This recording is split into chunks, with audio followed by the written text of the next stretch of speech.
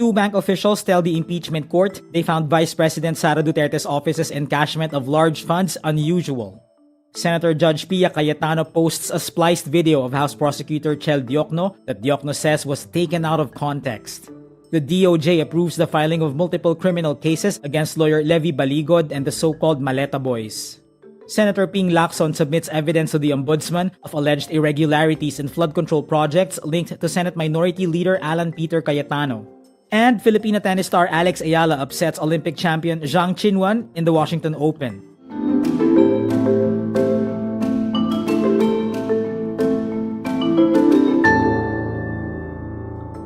Two bank officials take the witness stand and say they found Vice President Sara Duterte's office's encashment of large funds unusual. Violeta Constantino and Nenita Camposano are former branch managers of Land Bank of the Philippines. They are the prosecution's first witnesses as it presents its case on Duterte's alleged misuse of confidential funds Wednesday, July 29. Constantino managed the Shaw Boulevard branch of Land Bank that handled the OVP's account. It encashed 500 million pesos in 4 checks during an 8-month period from December 2022 to July 2023. She says it was the first time in her 32-year career in the banking industry to oversee the encashment of such a huge amount. Sa personal opinion namin sa bangko, parang syempre po, saan kaya gagamitin po yung cash na to? For this particular po, hindi naman po kami nag-doubt kasi alam namin po na legit po yung transaction. The testimony aligns with the previous affidavit of self-confessed Sara Duterte bagman Ramil Madriaga. He said the funds handed over to him were the 125 million pesos in confidential funds of the OVP for 2022, which were supposedly disbursed in less than 24 hours. Camposano meantime says it was the first time for the Education Department to encash 37 million pesos over the course of 5 months. Normal ba yung pag-withdraw ng 37 million cash sa inyong branch? With Land Bank DepEd po, for government agencies, unusual po ang amount ng pag-withdraw. Senator Judge Pia Cayetano posts a spliced video of House Prosecutor Diokno that borders on disinformation. The Akbayan congressman was responding to Pia's brother Peter Cayetano's questions on summoning Vice President Sara Duterte's financial records. But the video omits the rest of Diokno's explanation, making it seem the prosecution admitted it was accusing Duterte without evidence. The post also carries the overlay text, nagbabakasakali lang, walang mga ebidensya pero nag-aakusa na. In response, Diokno says, with all due respect to the senator judge at para hindi maligaw ang publiko, ito po ang konteksto at kumpleto na sinabi ko.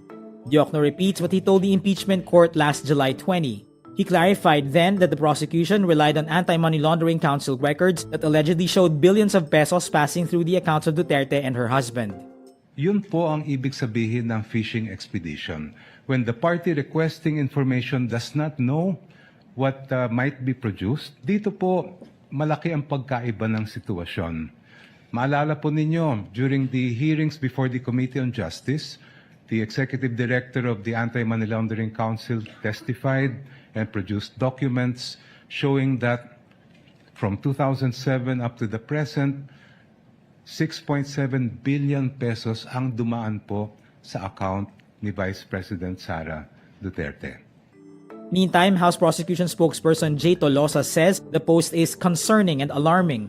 Ang mas nakakabahala dito ay baka magbigay ito ng impression sa ating mga kababayan na mayroong members ng impeachment court na nagkaroon na ng prejudgment. The civil society group Tindig Pilipinas also writes to the Senate Committee on Ethics and Privileges asking it to investigate Cayetano and the video she shared. The Department of Justice approves the filing of multiple criminal cases against lawyer Levi Baligod and the so-called Maleta Boys who are alleged to be the bodyguards of the fugitive Zaldico. Based on the DOJ-approved resolutions, the 18 Maleta Boys will be charged with 10 separate cases including 6 counts of cyber libel and 4 counts of perjury.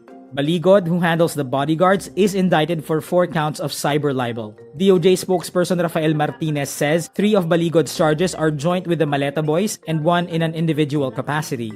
The DOJ says the findings were reached after an evaluation of the evidence submitted by the parties during preliminary investigation. Former Senator Antonio Trillanes filed 2 sets of complaints in March against the alleged bodyguards and Baligod. Senator Ping Lacson says he submitted evidence on alleged irregularities in flood control projects in Taguig City to the Office of the Ombudsman for review. Lacson's allegations involve projects linked to Senate Minority Leader Pia Cayetano, which include possible double billing and duplicate funding. Cayetano denies claims of ghost infrastructure projects in Taguig City and called for investigations into similar projects in other Metro Manila cities. Lacson says the documents and testimonies were submitted to the anti-graft body for possible motu proprio investigation. He adds, authorities were also looking into possible charges of plunder, malversation, and violations of the Anti-Graft and Corrupt Practices Act. Cayetano says he welcomes the move and would address the allegations at the proper venue and time. Filipina tennis star Alex Eala outlasts Olympic champion Zheng in the Washington Open in the United States on Wednesday, July 29, Manila time. Eala rallied from a set down to defeat the former world number 4 with a 4-6, 6-4, 6-1 victory in her debut. The victory allows Eala to avenge her loss to Zheng in the 2023 Asian Games. Eala earns her spot in the round of 16 and she is posed to face a similar foe, defending champion Leila Fernandez of Canada. This will be Eala's second time to face Fernandez this year. The 23-year-old southpaw has Filipino roots courtesy of her Phil-Canadian mother. And that's today's wrap. I'm JC Gotinga. Thank you for watching. Click the link below for the full story. For more updates, download the wRap.